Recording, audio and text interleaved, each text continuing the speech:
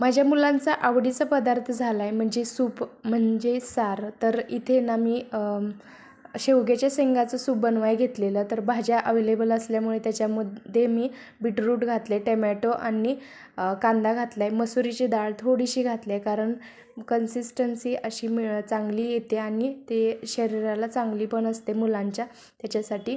तर इथे 4-5 शिट्ट्या करून घ्यायच्या त्याच्या मीडियम गॅसवर आणि झाल्यानंतर मऊ अशा भाज्या शिजायला पाहिजे.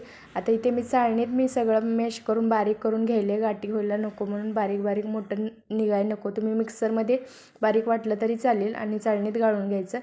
त्याच्यात मी हळद आणि मीठ टाकले. तर तुम्ही चटणी आणि थोडंसं गूळसुद्धा टाकू शकता आपल्या आवडीनुसार.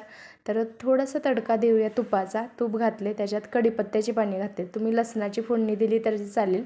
तर 1 मिनिटभर चांगलं उकळायचं आहे बघा. बिना कॉर्नफ्लावर आणि बिना कशाचं किती कन्सिस्टन्सी भारी आले. आणि ते वाट बघत थांबले तर माझी मुलं, कारण कधी होते त्यांना खूप आवडलं. याच्या अगोदर पण मी बनवलेलं, त्यांना खूप आवडलेलं. तर बनवा तुम्ही पण अशा पद्धतीचं, मुलांना खूप चांगलं असतं.